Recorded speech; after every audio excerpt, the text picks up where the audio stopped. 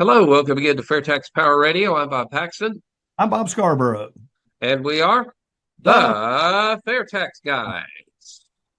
Oops, oh, there you go. disappearing act. Hold Fat Albert over there, and it disappears, and put it right there, and there he is. Okay. It would be nice to that of course Fat Albert is the mascot of the Internal Revenue Service.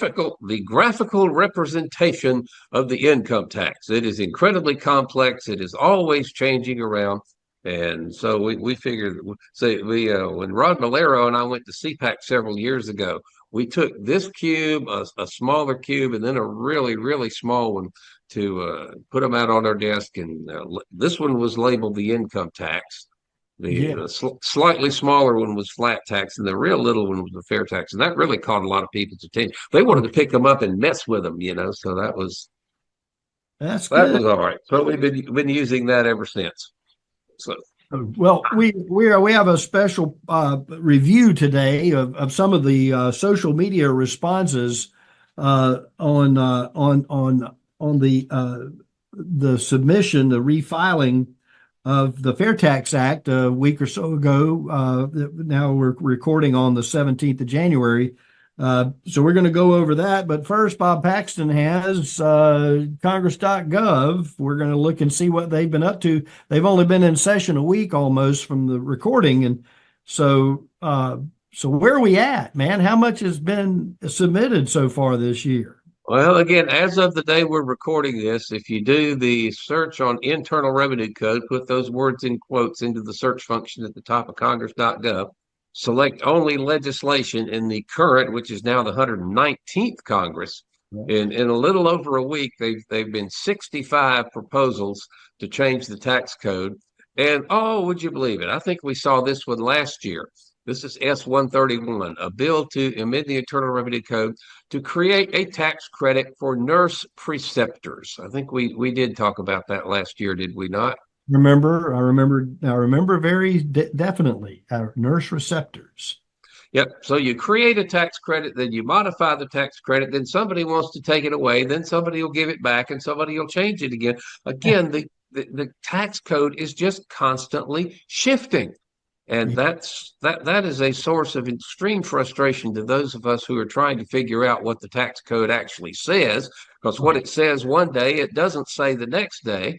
And then so that's and again, tax credit, tax credit, tax credit. They are trying to pick winners and losers, see who gets help and who doesn't.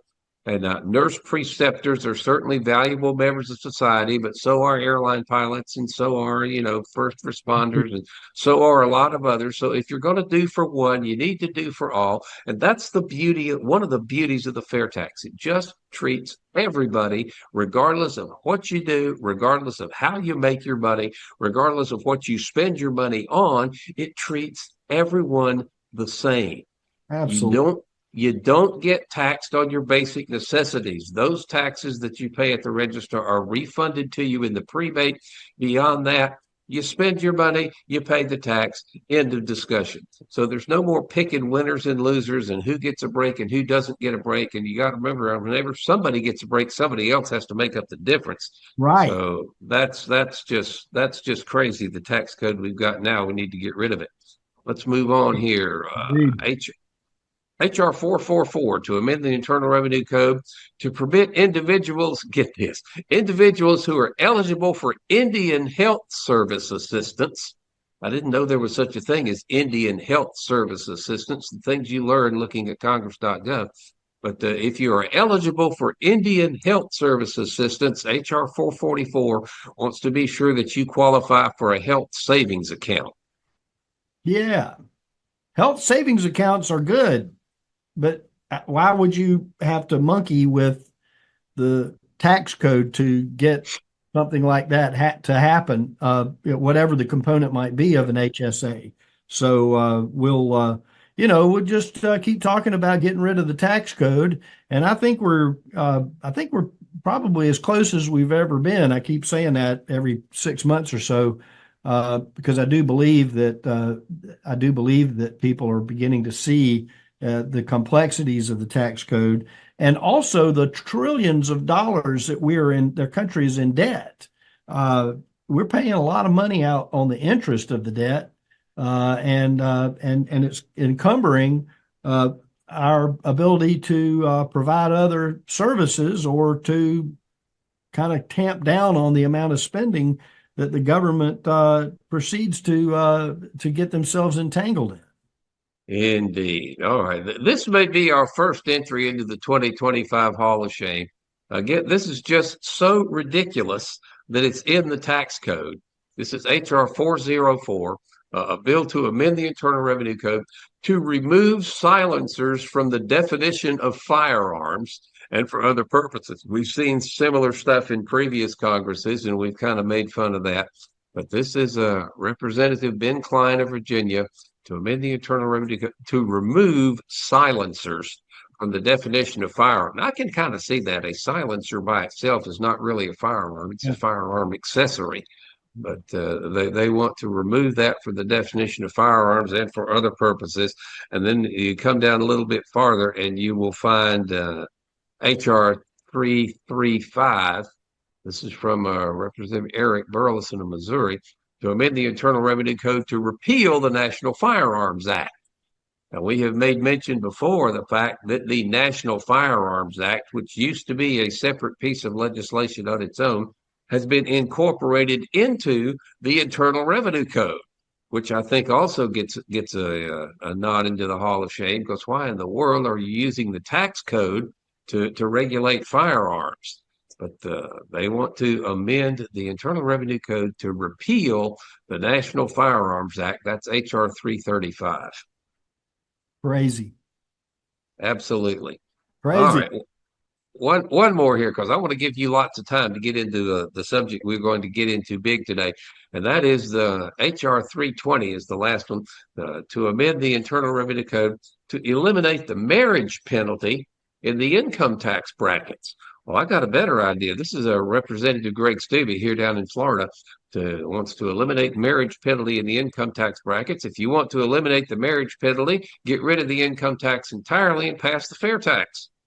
Absolutely. Without a doubt. It's time to do it. It's time. It really is time to do it.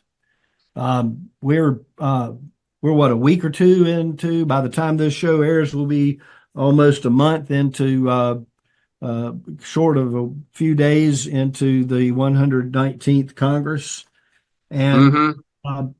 And we'll be about a week and a half into the new Trump administration, and we'll see. We mentioned last week on Fair Tax Power Radio that Trump has said, again, we're recording this before he takes office. This is on January 17th. We're recording this, but we did note that he wanted to create an external revenue service to administer the tariffs that he wants to put up.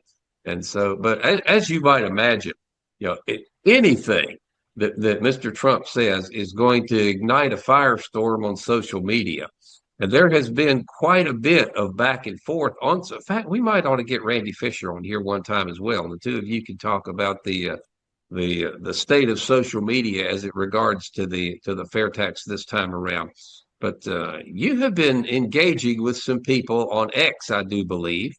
And so I'm still kind of recovering from not feeling too good. So I'm just going to let you dig into what you got here. Well, okay. And I noticed that you haven't opened up a can of Cheerwine, because that would probably solve all of your respiratory issues. Well, the only problem is I don't have enough energy to get up and walk over to the refrigerator and get one. For goodness sake. Let me get Uber on the phone here. Hold on just a second. You gonna bring me a Cheerwine? Cheerwine now. Paxton needs Cheerwine. All right. Well, we'll see what we can do about that. All right.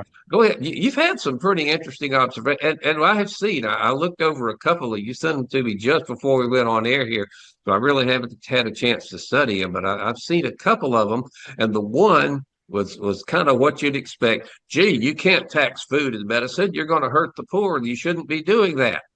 And that gentleman obviously does not understand how the prebate works. I want to emphasize that this is a spectacular leap forward in discussion on social media for the fair tax, HR 25, because I know a Buddy Poole and probably listening right now. Buddy Carter, Georgia representative, filed the fair tax again in the 119th Congress, and immediately more light was shining on HR 25 than has been in the past filings in the most recent Congresses, because number one, of everybody saying we're going to Trump saying we're going to take the Internal Revenue Service out, and we're going to do tariffs. And so this has been, that was sort of like the kindling in the, as we get ready to light this fire. So for weeks before the opening of the 119th Congress, this general discussion about taxes was taking place. And when Buddy Carter filed the Fair Tax Act back at the almost beginning of January, there's people that are now engaging in discussions, especially on X, because that has tended to be at least where the freer Yeah. discussions has taken place. Now, I don't Yeah. want to get into the whole free speech thing about it, but there was a fellow that posted, and as a lot of people are doing, to announce the filing, and then give their own 2 cents. One fellow says, under today's income system, the embedded cost of payroll, income taxes, and compliance are hidden and can be as high as 25% of the cost you pay at the register. Going forward, the fair tax will eliminate all those costs and replace them with a transparent 23% personal consumption tax on new goods and services. The fair tax will make every American a voluntary taxpayer with the ability to decide when and how much they will pay the federal government in taxes. That guy gets it. So that's the thing. And now all of a sudden, a reply for that. That's better, but I like a simple flat income tax better. Say 10% of income, for example, you make $10, you pay $1. You make $1 million, you pay 100,000. And of course, flat tax, we know the Internal Revenue Service is still hanging around. And other discussions on other threads of people who were talking about HR 25 specifically and the fair tax had to do with, but you get rid of the Internal Revenue Service. Well, who's going to take care of the administration of the fair tax? So all of these comments that are going on, my reply to the flat income tax was, of course, as we always say here on the show, you still have the Internal Revenue Service, and the probability that future Congresses would increase the percentage of the tax could increase the percentage of a flat tax. And of course, the fair tax we know is not a flat tax. It's a fat tax. With the fair tax, there is no tax on income, savings, no tax on money spent on education and other things. So I would encourage our listeners out there, if you're on social media, wherever you are, and you come across a commentary or a discussion about the fair tax, specifically HR 25, but other discussions as well. And somebody may say, well, I like the flat tax better, or how are we going to cover poor people's involvement in this, and so on. Then get involved in making an effort to spend 10 or 15 minutes and take care of guiding that person, especially using the links fairtax.org. Follow Fairtax Social Official, which is Fairtax Official on X, and make sure that there's a cross link back to your response, so that the rest of us will see it, that follow Fairtax Official, and make that happen. And then we have a guy here that says, I'm sorry, but 23% is ridiculously high. The government can survive on 10% if they cut out the fraud, waste, and abuse and pork. And we understand that. And yes, it's very possible, but you're deciding how and when to spend the money on buying something and how you work that into your budget, you could conceivably give less or contribute less to the federal government. And But they would realize a slightly lesser number than 23. But then here comes the other part of it. Once the fair tax is passed, then everybody has to turn around and say, okay, you guys in Washington need to stop spending all this money. And that's where the other side of the coin is in terms of the Department of Government Efficiency providing advice and the general conversation even that we're having right now, where mhm. we end up with a leaner, meaner federal government, meaner meaning more efficient, um, that that will provide us with a greater chance uh, to spend less on our taxes submitted, however it's submitted. Uh, Yeah. and another guy, go ahead and make your comment. I know you have a thought on I'm just saying that guy obviously doesn't understand what's going on here when she says 23% is way too high. Well, it. nobody's going to pay 23% unless you spend like Elon Musk. I mean, the prebate is going to refund all the taxes you pay on your basic necessities, and that goes to another comment that you mentioned earlier. But you are no longer when you look at how much tax you pay versus how much you spend after you get the prebate reimbursed to you, you don't spend anywhere near 23% in taxes. And I would also note that people who are recoiling in horror at the idea of a 23% sales tax have no problem whatsoever with a 30, 40, 50% income tax, you know? Exactly. And so it's the 23% is way too high, is just not realistic because that's not the rate people are going to pay. And people who are saying that that's too high, again, don't have a problem with an income tax rate that high. And the fair tax replaces the income tax. So, it just makes sense that the rates would be similar if you're going to raise the same amount of revenue for the government, which the fair tax was designed to do. Somebody says it seems awfully high, especially for the working poor, disabled, and elderly on tiny fixed incomes. I think it will translate into about a 40% consumption tax because the companies who need to purchase supplies to make final products will pass on their 23% cost to the end consumers. Oh, now there's someone who obviously does not understand the fair tax because the fair tax is a retail consumption tax imposed at the final point of consumption. No business to business taxes whatsoever under the fair tax. Right, exactly. And of course, many opportunities, uh, 23% is too high. Uh, I hate how this bill and another bill from another representative to audit the Fed gets less spotlight than the Gulf of America bill. We are lost. This needs to pass. So here's somebody who was basically comparing frustration that they have with other bills that are getting more attention, and this one is not. Uh, and another fellow wrote, this could drastically alter how the economy functions by penalizing spending. Yes, that's what I said. This man said, this comment. That said, it is still a better and fairer approach than current tax policy. But it's not penalizing spending because you're spending the 23% already associated with the embedded costs that are in everything that you buy now. No, And tell I would point that person to some of the research that's done there at fairtax.org.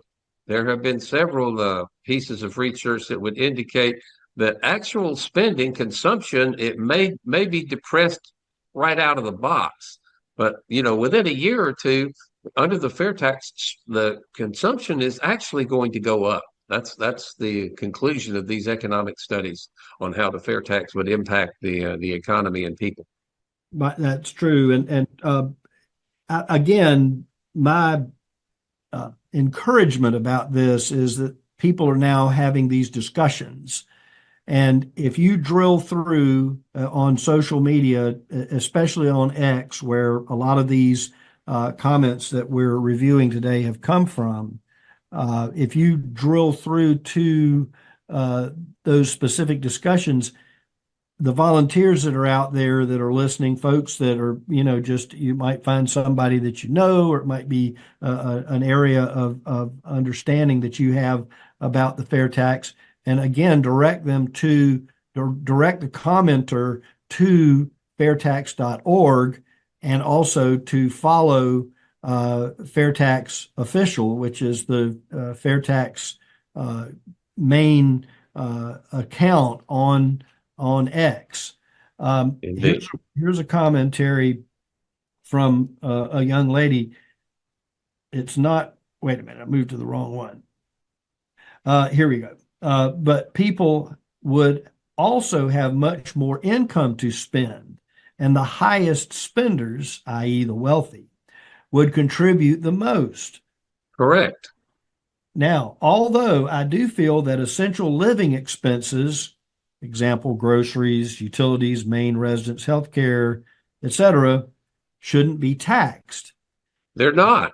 You Right. get that refunded to you with the prebate. But That's the government doesn't get in the business of deciding what items are taxed and what items are not taxed. Your basic necessities, i.e., what you spend your first dollars on, the tax on that spending is reimbursed to you in the prebate. You don't pay taxes on your basic necessities, and you decide what your basic necessities are. That is the, elegant beauty of the fair tax and how it works. And it is just really something. So remember fairtax.org. And when you're talking to people, when you go, you can sit down if you have a spare 5 minutes and you can go through and like I did the other night, I woke up in the middle of the night and doggone it, I spent a half hour commenting on which was fine, except I should have been asleep. Uh, to talk to people, to have this conversation. And this is what's so great about social media right now is you can get in there and you know find somebody's comment that makes you go, well, that's like the one I just read. And what did Bob Paxton do? He says it's the prebate takes care of that. So there are folks that are out there that are engaged in a conversation about the fair tax specifically because of Representative Carter's resubmission of HR 25 in the 119th Congress. The fact that the lights were already shining on how are we going to take care of our deficits in the country? How are we going to eliminate taxes and so on? Talk for a minute about the variance between the the tariffs, which a lot of people think should be it with no income tax or no consumption tax for the citizenry. What's your comment on that?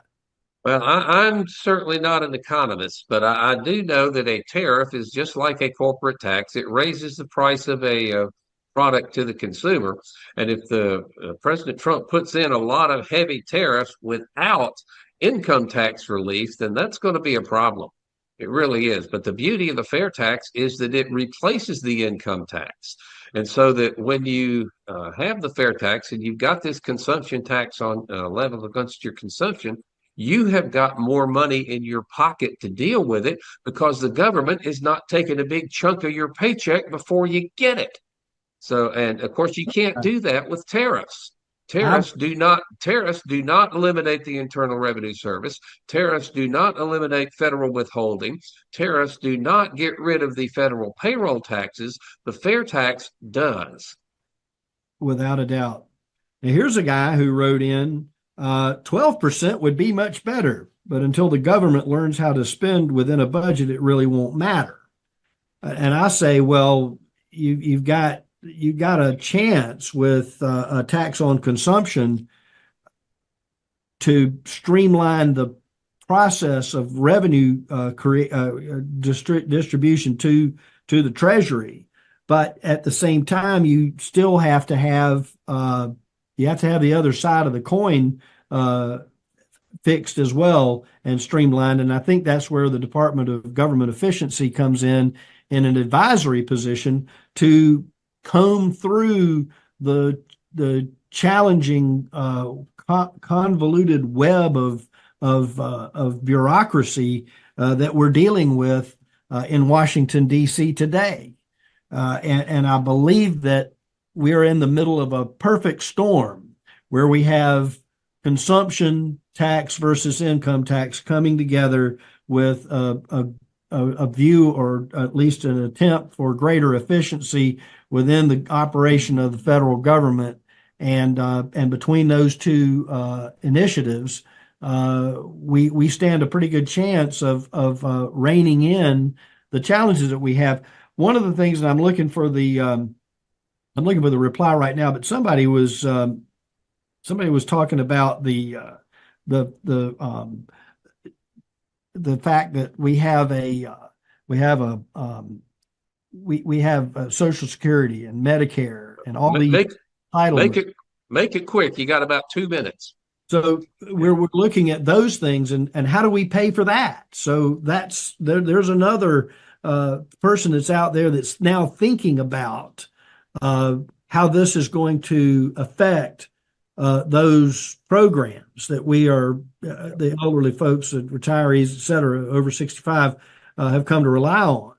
So what do you say to them? I think it's great that we've got social media. I mean, that gives outlet to people to express their opinion. Of course, the flip side is you've got a lot of people out there who are self-proclaimed experts on something that really have a lot of opinion and not much fact to back it up. So there's going to be a lot of misrepresentation. There's going to be a lot of misinformation about the fair tax. Some of it is just, honest ignorance. People don't understand it. There are other people who, are actively trying to demagogue it. But we need as many fair tax people as we can who are well versed in it, who knows how it works, and can explain to these people who don't have it exactly right, exactly what the fair tax does and how what a boon it's going to be for the American economy. And I tell you, I know Randy Fisher has got a really full plate, but hopefully maybe we can get him on here in the next week or two on Fair Tax Power Radio to get more into social media and how fair tax people can use social media to advance the cause. But that is going to wrap up this edition of Fair Tax Power Radio. I hope we got to everything you wanted to say, because we are done flat right out of time again. So again, we would invite you to join us again here, same time, same channel next week on Fair Tax Power Radio. Until then, I'm Bob Paxton. I'm Bob Scarborough. We are the Fair Tax Guys, reminding you the fair tax is the only truly fair tax, and once you understand it, you'll demand it. So tell me how it works. It's probably changed since the last time I saw it, but the short answer would be, you want to take this one? Oh, sure. Okay. Imagine bringing home everything you make. You don't get taxed for saving or accumulating wealth, and your boss doesn't get taxed more even if he pays you more. Wow, now see, that's amazing. So the end result of all that is the cost of producing products and running a business goes down, so things cost less. And on top of all that, imagine every criminal, non-citizen, and under-the-table worker also paying taxes. That's amazing. That's the fair tax. We tax what you consume as you consume it, and that's it.